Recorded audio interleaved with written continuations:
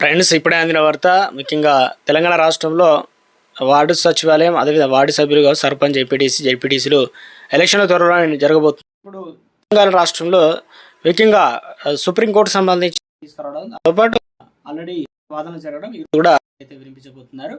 ఇక్కడ వచ్చేసి అయితే ఇప్పుడు వార్డు మెంబర్ కావచ్చు, ఎంపీటీసీ, జెడ్పీటీసీ వీరి జీతాలు అంటే ఎంత వస్తుంది నెలకు అనేది వివరాలు తెలుసుకుందాం. సో ఎందుకంటే ముఖ్యంగా ఎక్కువగా ఖర్చు చేస్తూ ఉంటారు కాబట్టి సో ఆ వివరాలు ఏంటిది కూడా తెలుసుకునే ప్రయత్నం చేద్దాం. తెలంగాణ రాష్ట్రంలో స్థానిక సంస్థల ఎన్నికలకు సంబంధించి ముఖ్యంగా ఎన్నికల సందడి మొదలైందనమాట. ఇక గౌరవ వేతనాలకు సంబంధించి అవసరంపై మరోసారి తెరపైకి వచ్చింది. అంశం హాట్ టాపిక్గా మారింది.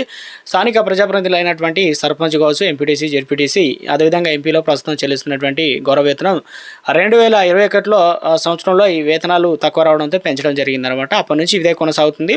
సర్పంచ్ సంబంధించి నెలకు ఎంత వస్తుందంటే 5,000 రూపాయలు మాత్రమే చెల్లించగా అప్పటి ముఖ్యమంత్రి కేసీఆర్ ప్రభుత్వం దీన్ని 1,500 రూపాయలు పెంచేసి 6,500 రూపాయలు అయితే చేసిందనమాట.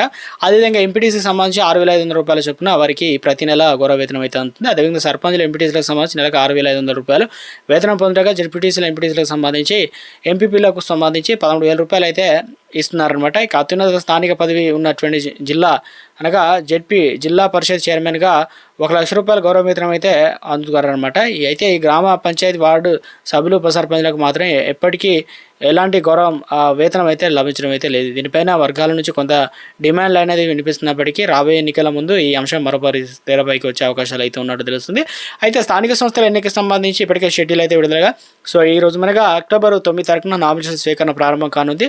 సో స్థానిక సంస్థల నోటిఫికేషన్ విడుదలయ్యే అవకాశాలు అయితే ఉన్నాయి. కాబట్టి సో ముఖ్యంగా చూసుకున్నట్లయితే తెలంగాణలో స్థానిక ఎన్నికల ఖర్చు పరిమితి కూడా ఇవ్వడం జరిగింది. ఎంతవరకు ఖర్చు చేయాలి ఏంటంటే 2,50,000 వరకు అయితే సర్పంచ్ ఖర్చు చేసే అవకాశం అయితే ఉంటుంది. ఎన్నికల సంఘం అభ్యర్థులు ఖర్చు పరిమితిని కూడా సో ఎలా చేస్తున్నారు ఏంటని ఖరారు చేయడం జరిగింది. ఎంత ఖర్చు చేయాలని చెప్పేసి నిబంధన ఉల్లంఘన పాల్పడితే కనుక సో 3 ఏళ్ళకు సంబంధించి వారు పోటీ చేయడానికి అనర్హులు అవుతాయి. ఇక పోటీ చేయడానికి అనర్హులుగా ఉంటారు కాబట్టి అంతేకాకుండా గెలిచినా కూడా పదవి కోల్పోతారనమాట ఎక్కువగా ఖర్చు చేసినట్లు రుజువు అయినట్లయితే. ఇక పంచాయతీరాజ్ చట్టం 2018 ప్రకారం 5,000 కంటే అంటే ఎక్కువ జనాభా ఉన్న గ్రామ పంచాయతీలో సర్పంచ్ అభ్యర్థి ఎవరైతే పోటీ చేస్తున్నారో 2 లక్షల వరకు ఖర్చు చేయాలన్నమాట. ఇంత జనాభా ఉంటే ఒక వార్డు సభ్యుడిగా పోటీ చేసే వ్యక్తి 50,000 వరకు లోపు ఖర్చు చేయొచ్చు.